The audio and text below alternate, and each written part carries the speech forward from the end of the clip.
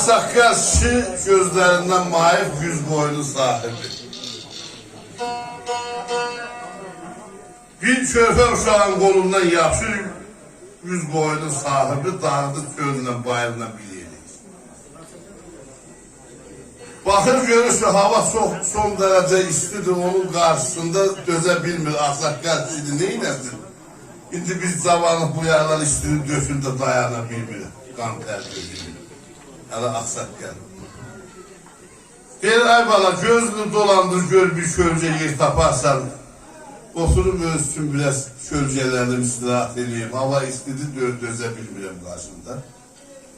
Uşaq belə gözünü dolandırıb, baxır görür zəminin qırağında bir bərdək var. Dəsən muxtəsər bir kölgə salıb zəminin bərdəyin dibini. Yapışır bu qocanın əlindən aparır o bərdəyin dibində oturur. Sol əlini söküyür, yerə qoca sökənə yeriyir. Nəsə burada biraz istirahat eləmək lazım. Çöldən bayırdan nə bilim zəmin içindən müşahmarla burnunu qaldırıb qozuyu görür. Sürünə gəlir, qozanın əlinə satanda insaf verir, qozanı salmır, əlin üstündən ağıb gedir. Qoza hiss edir ki, nəsə əlimə dəydi ilandır. Dayı burasını başa düşənmiş ki, şahmardır, yatağandır, qorxuludur, qorxsuzdur. Ancaq hiss edir ki, nəsə əlimə dəydi, getdi ilandır. Şairin topu yox, tüfəngi yox, əl eləyir varağa, qələmə yazır. Varlığını hiss edirəm, bəli, mən anlamıram, sarı, yaşıl, çoram, al. Burada üç dənə rəng aparır. Sarı, yaşıl, çoram, özün deyir, al qırmızıya deyir. İtər batar otarmağın bazarmaz, nə eyləsin tapşırmaqla çora mal. Ədir, çora mal tapşırasın, hamısı itibatırasılardır. Laqeyd baxar tox çörəyə, tox una, pişir verməz xalqın acın toxuna, işləməsə çora yalnız toxuna, nə bilirsin ilandı ya, çora mal.